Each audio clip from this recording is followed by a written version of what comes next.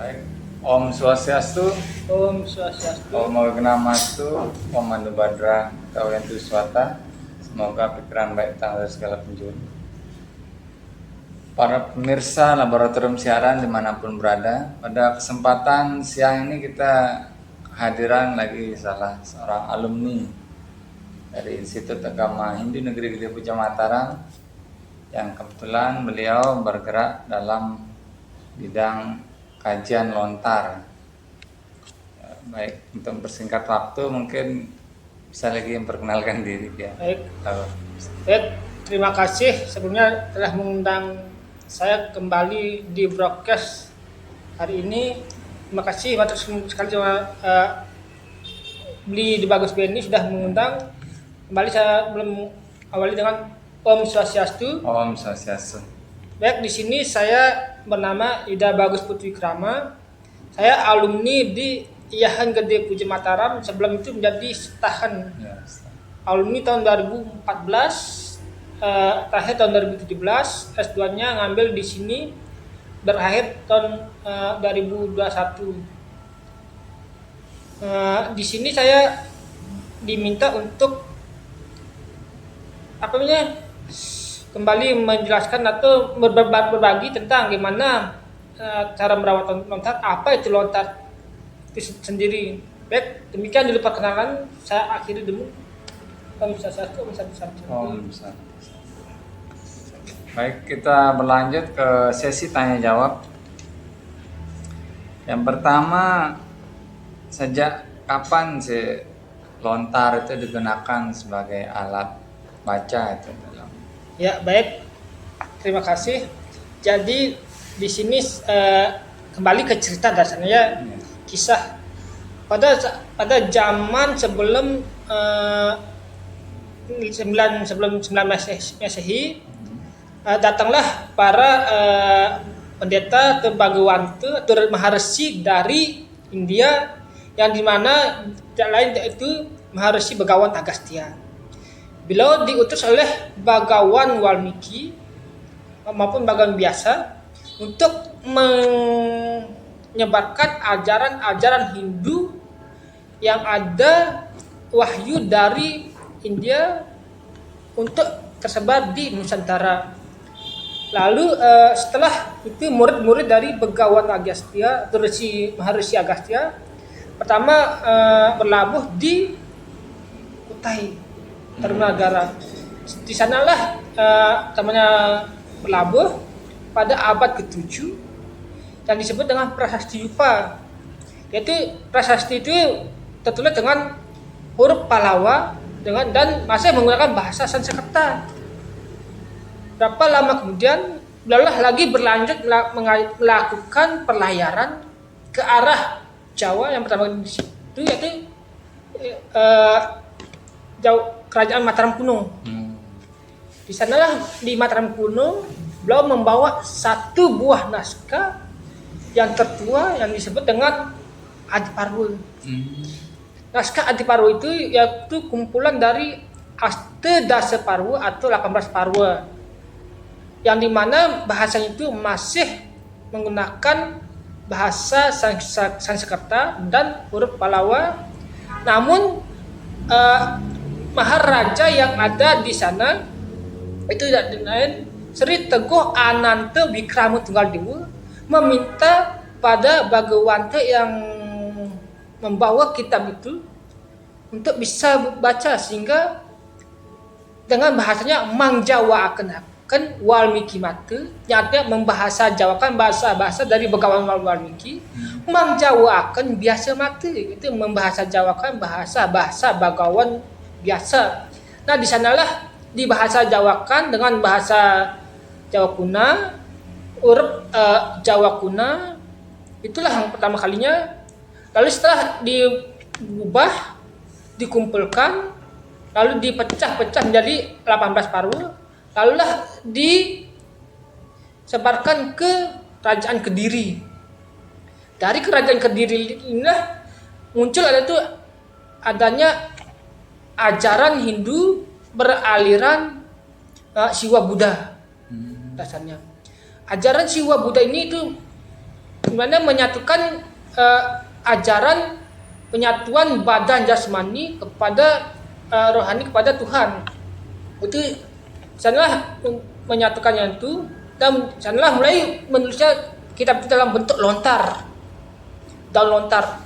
Karena daun lontar itu dulunya itu sebagai alat perantara untuk menuangkan hasil-hasil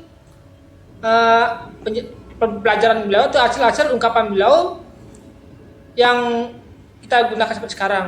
Sebelum tahun adanya lontar, ada zaman karas, lalu zaman batu. Itulah suatu perkembangan itu, semua ungkapan itu berada di sebuah daun lontar. Lalu dari kerajaan Kediri inilah mulai tersebarnya daun lontar itu sendiri. Untuk tujuan daun lontar ini itu untuk menuangkan hasil-hasil ungkapan atau hasil-hasil dari ajaran beliau, agar ajaran beliau tetap menyebar, diingat sampai keturunannya itu.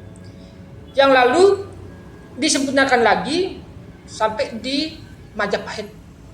Di sanalah daun lontar itu lebih sempurna lagi dia, untuk lebih bagus. Namun tulisannya itu masih menggunakan aksara Jawa kuna yang berjumlah 20 aksara.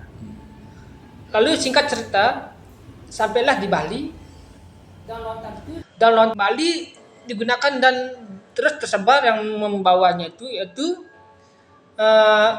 Maharesi atau Begawan Empu Bradah atau Empu Bahula, dasarnya awal. Misalnya dibawa ke Bali pada zaman Aji Saka. Di sana itulah 20 aksara itu disempurnakan lagi menjadi 18 aksara. Itulah dasarnya lontar itu mulai tersebar dan mulai adanya lahirnya di Nusantara. Itu tahun berapa ya? Awalnya itu pada abad ke-7 itu. Awalnya. Di Kutai. Ya masih bentuk tugu batu. Yupa itu. Ya, Yupa. Kemudian dia menggunakan bahasa dan tulisan apa lontar itu? Lontar itu yaitu menggunakan bahasa Jawa kuna dia. Jawa kuna. Ya, bahasa Jawa kuna. Kalau orang Jawa tetap menggunakan aksara Jawa. Kalau kita di Bali, khususnya Bali Lombok, menggunakan aksara Bali.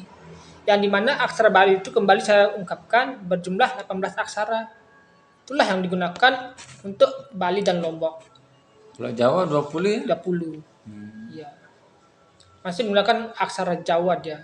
Bentuknya dia kotak-kotak, namun kita di Bali Lombok agak dia bunder. Kenapa dia berkurang? Dia berkurang itu karena dua suku kata itu tertahu dan telatik dia sama artinya. Iya. Sehingga itu dihapus menjadi 18. Sesudah ada di Bali. Gitu. Ya, tak pikir anak itu kayak kisah anak itu kan Pangeran Aji Saka. Ya, Aji Saka yang punya ajudan itu kan. Itu kan kisah itu pada saat beliau berada masih di tanah Jawa. Iya. Yang benar akhirnya itu Hanacaraka. Iya, itulah. Ya. Dia suruh pegang keris itu kan.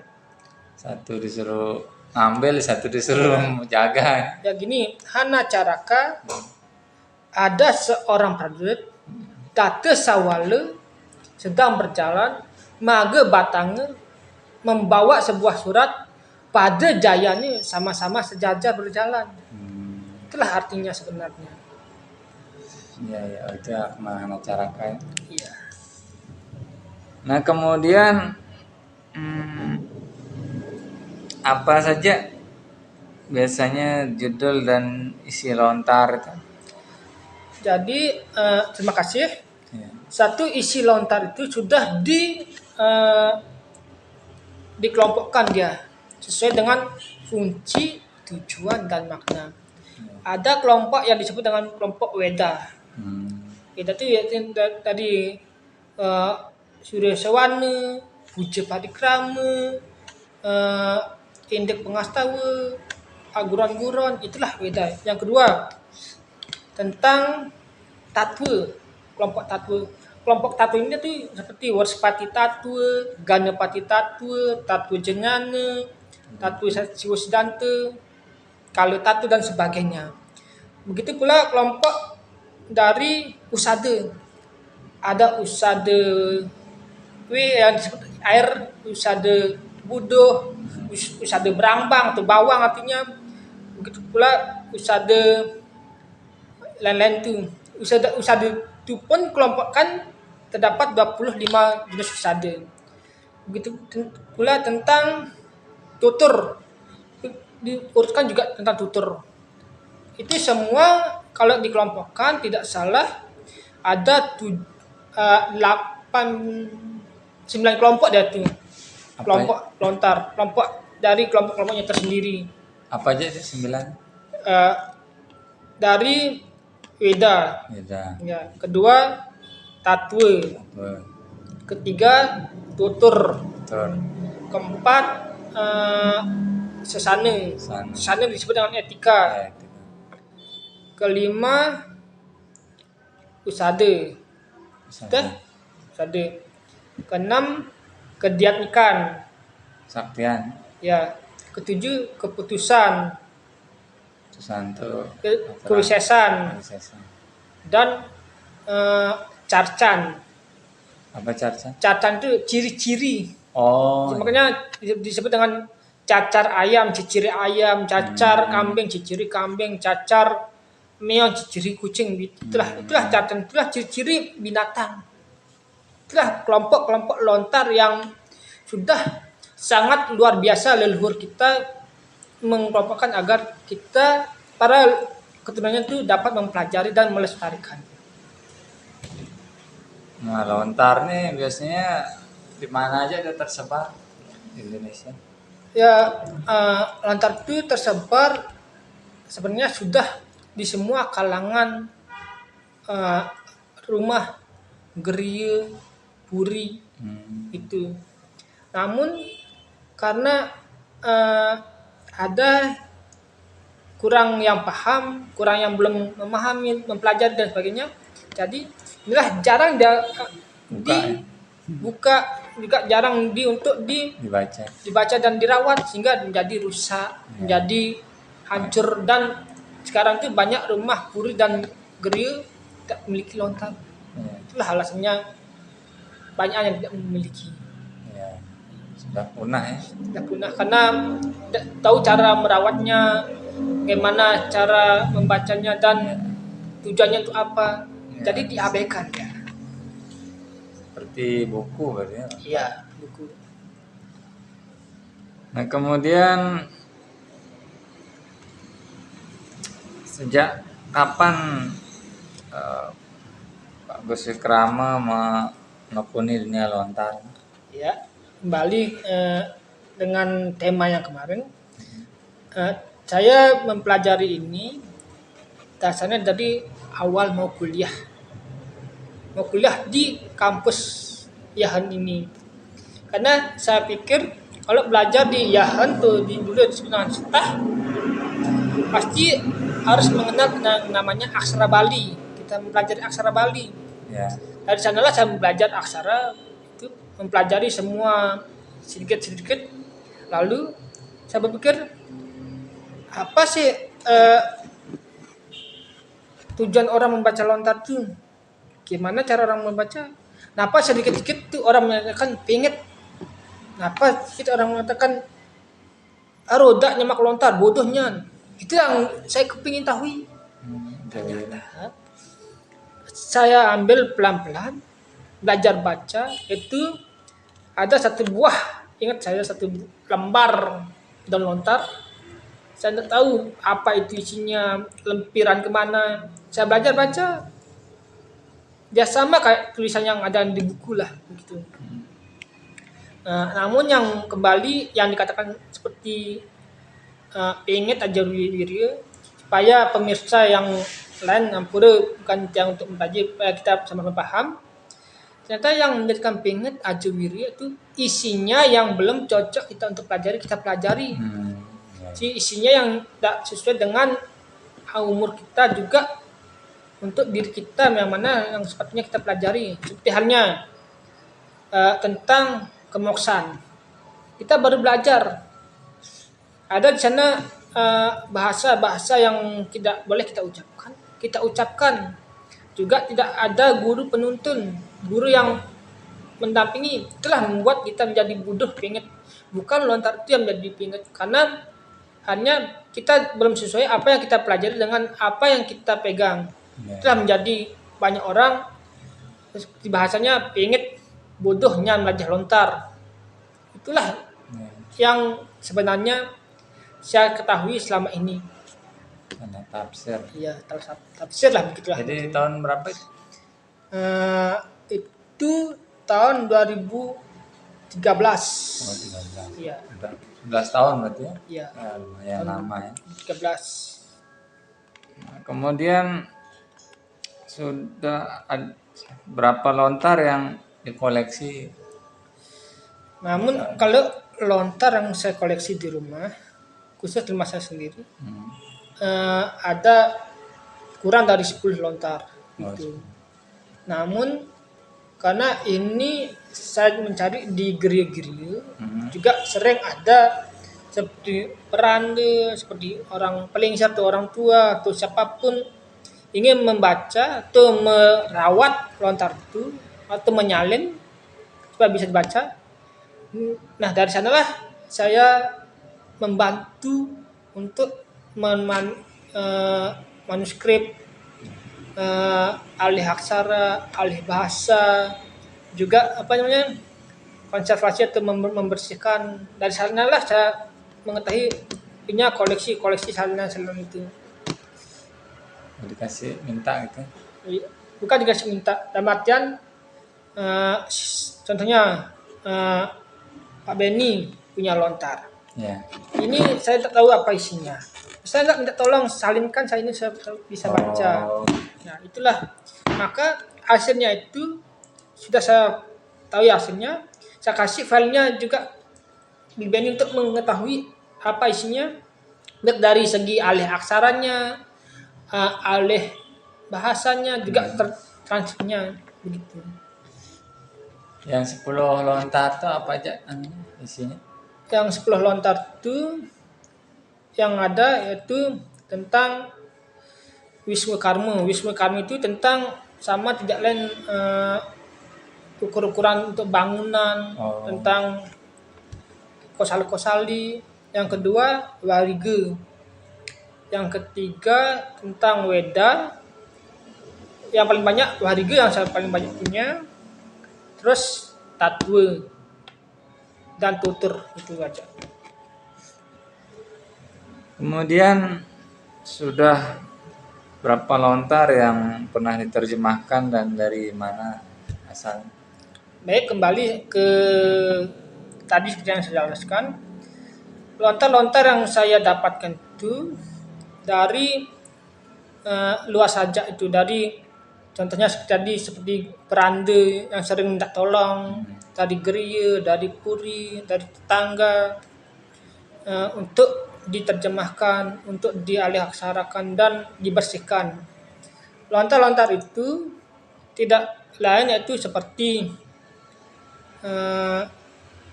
tentang Paswara. Kedua, Roga Sang Regumi. Yang ketiga tentang Tattwa Buddha. Terus Weda Parikrama.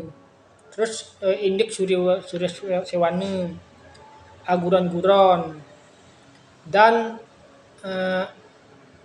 tutur-tutur itu. Dan lebih banyak lagi ada. Itu sudah berapa banyak kira-kira? Ya, kalau filenya itu yang alih aksaranya itu sudah mencapai 70-an kalau 70. ya. Kalau alih bahasanya ya kurang lebih 50-60. Kemudian bagaimana cara melawat lontar itu? Baik, di sini terima kasih karena untuk pertanyaan ini sangat luar biasa dan jarang kita temukan karena kembali pada hari raya Saraswati, Ya. orang-orang itu sepertinya eh, yang memiliki lontar maupun pustaka-pustaka suci hanya untuk ampura, hanya untuk dibanteni dan di apa sembah. Namun di raya hari Saraswati ini sepatutnya kita di sana melakukan merawat lontar, menurunkan lontar, merawat lontar maupun konservasi dan melingkirkan kembali supaya lontar itu kembali bagus. Sistem cara rawat konservasi lontar itu tidak ribet sebenarnya. Namun dapat diperlukan beberapa bahan seperti minyak kemiri, minyak serai, alkohol yang kadarnya 100%, pelapis tangan, dan juga alas dan kain yang halus, kain untuk pengosok yang halus. Itulah bahan yang diperlukan untuk merawatnya. Sistem cara konservasi lontar itu ketiga bahan ini kita campurkan jadi satu dalam cawan atau mangkok sesuai dengan aturan yang ukuran yang kita gunakan. Dijadikan satu. Cara konservasinya itu yaitu kita menggosokkan ke satu arah dia, ke satu arah ke minyak serai dengan minyak alkohol ini. Alkohol ini satu arah, setelah dia sudah diserap dia banyak itu, lalu kita gosok dengan kemiri untuk menghitamkan kembali lontar itu. Setelah selesai atas dan bawahnya itu, lalu kita angin-anginkan atau ditaruh di tempat yang sejuk. Tidak boleh sama sekali kita taruh di tempat yang panas untuk kita jemur, karena itu membuat lontar itu kembali dia renyah dalam arti itu rapuh gitu. Nah, kemudian cara menulis lontar itu bagaimana? Cara menulisnya itu ada yang udah lontar udah kosong, yang masih kosong, ada yang sudah diisi dengan garis-garis aturan kita menghitung menulis. Cara menulisnya itu tangan kiri kita dan kiri kanan kita pakai penjepit, tangan kiri kita memegang dan lontar, tangan kanan kita seperti menulis biasa. Aturannya itu kita menulis sesuai dengan arah garis itu, mengikuti garis yang sudah ada. Arah menulisnya itu dari kiri ke kanan. Itulah aturannya. Untuk lempiran lanjutnya itu yang contohnya 1A di balik atas, 1B-nya itu di balik bawah dia. Atas bawah. Ya, itulah aturannya. Setelah selesai kita melakukan penulisan itu, lalu kita hitamkan dengan kemiri. Baik bisa dibeli sudah selesai, yang sudah jadi, bisa kita beli di pasar kemiri yang mentah, kita panggang itu sendiri di rumah. Kemudian apa namanya untuk ngutek-nguteknya itu apa? Untuk pengutik rak menulisnya itu disebut dengan pengerupak. Pengerupak itu pisau atau pengutik yang memiliki runcing tajam yang berlawanan arah. Kecil berarti? Ya, ada yang bentuk lengkong, yang bentuk bundar, ada bentuk lurus, ada macam-macam bentuknya. Oh, macam jenisnya. Iya. Berapa macam? Tidak salah itu ada 3 atau 4. Itu untuk beda-beda tulisan? Iya, sesuai dengan ada gunakan untuk menulis, menggunakan untuk menggambar, menggunakan untuk mengaser, begitu dia. Kemudian lontar ini dari apa dia? Daun tal ya? Daun tal.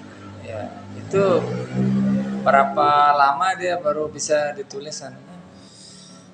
Dan sebenarnya untuk menulis di daun lontar itu lebih bagus yang sudah tua. Ya.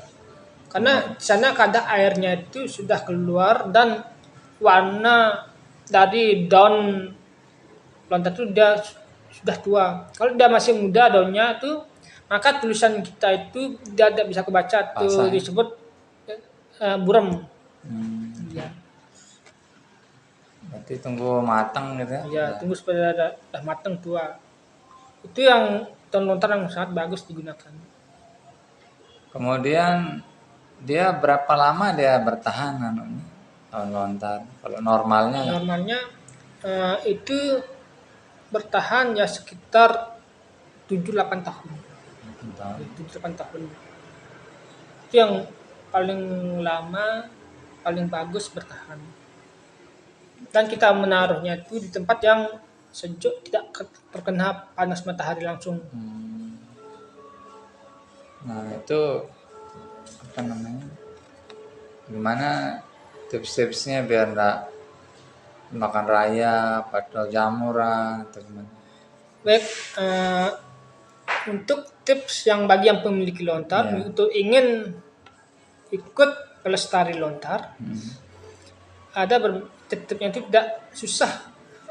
Ini sangat mudah yang kita lakukan itu satu, kita harus rajin melakukan konservasi atau merawat membersihkan. Kedua, taruhlah di tempat yang sejuk. Ketiga, berilah yang pengharum-harum di tempat lontar itu dan isi dia dengan entah kapur baru atau apa hal yang berbau harum, tidak dimakan rayap maupun kutu-kutu yang ada di dalam lontar itu. Yang terakhir, kita harus sering membaca dan membuka-bukanya. Kemudian apa namanya? Untuk kita apa namanya menjaga lontar ini biasanya ada setiap berapa lama kita apa namanya konservasi atau setiap kapan gitu? Ya. Untuk kembali konservasinya itu paling lama 7 tahun dia bertahan. Setahun baru kita anu. Ya, paling Baik. baik atau paling bagus pada saat Hari Raya Saraswati. Sebelum lontar itu kita untuk di Bantennya itu untuk kita puja. Nah, kemudian ada Banten khusus nggak anu untuk dilontar. Ya, ada disebut dengan Banten Saraswati. Oh benar sih. Ya, khusus dari Banten Saraswati itu.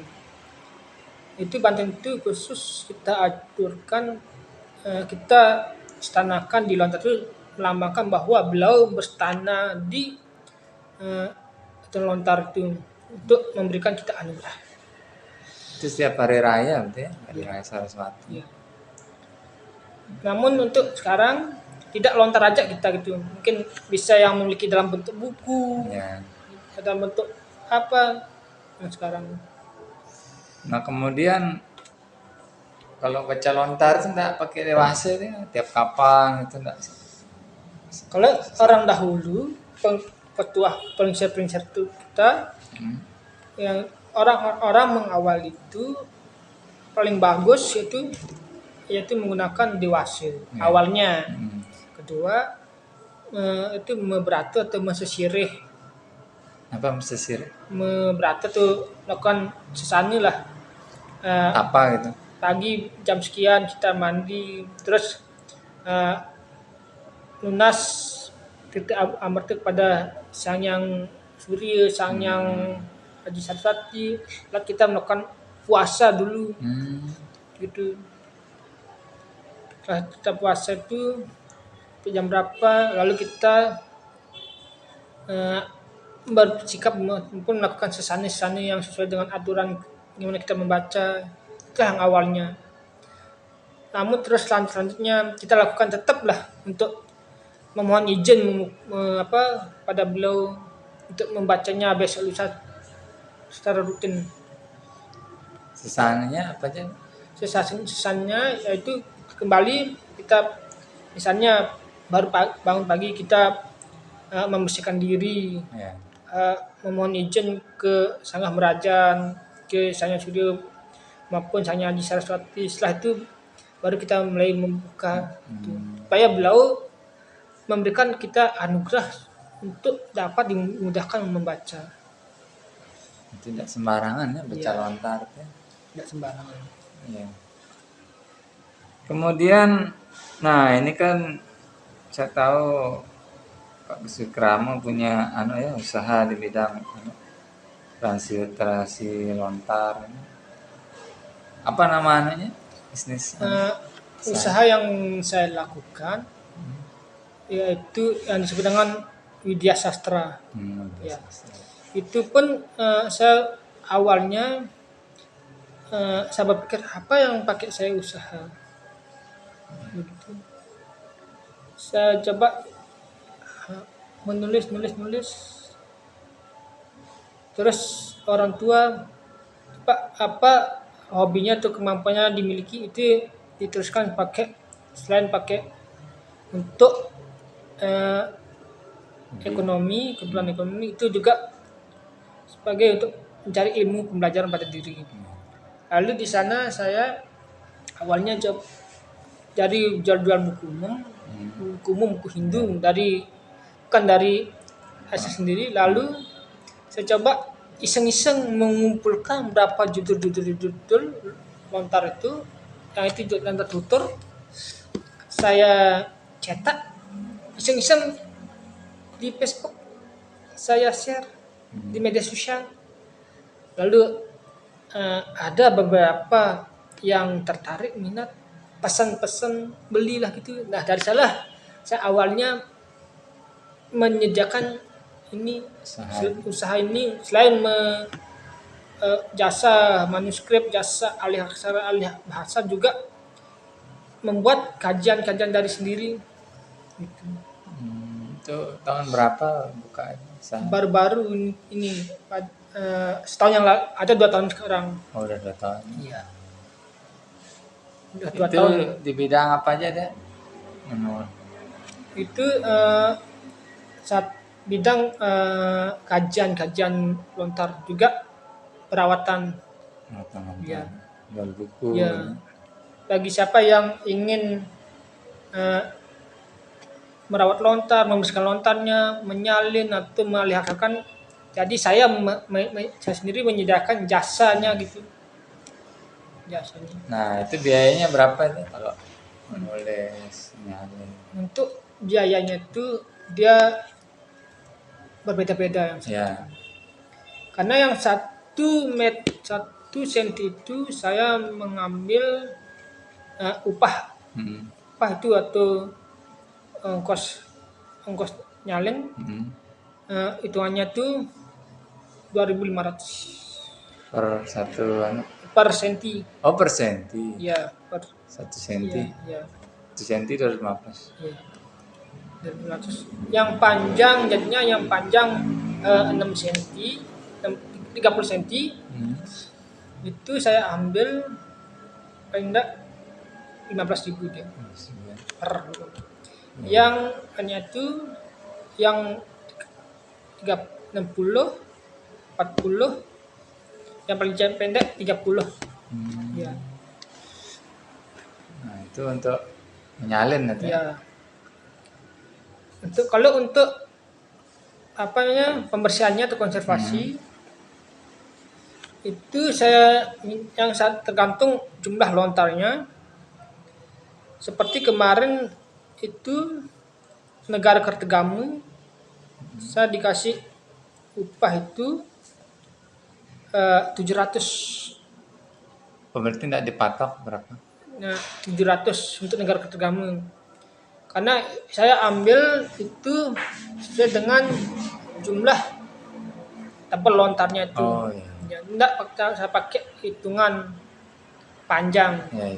Saya sesuaikan dengan jumlah banyak lontar, besar lontar, dan banyak kita penghabisan minyak ini. Ya. Itulah yang saya patokan. Ya. Kemudian untuk menerjemahkan? Untuk menerjemahkan itu beda dia kena hitungannya dengan menulis, menyalinnya tuh. Ya. Karena menerjemahkan itu lebih lama Susah. dan lebih susah ribet. Berapa dia? Kalau terjemah? Untuk menerjemahkan paling tidak yang satu lembar buku itu, baik dia lempiran berapa lempir, saya ambil 35.000. Satu lontar. Enggak, satu lembar buku untuk buku dia. Oh, sampai jadi satu lembar buku. Iya. Oh, Itu. iya, iya. Udah banyak berarti ya terjemahkan. Ya lumayan lah. Ini sambil tambah pengetahuan. Itu dibukukan itu semua Ya dibukukan. Tergantung dari yang permintaan. permintaannya, ada yang minta langsung dijilid, ada yang minta di staples biasa tuh yang mana sesuai dengan yang pemesanan atau yang memiliki lontar.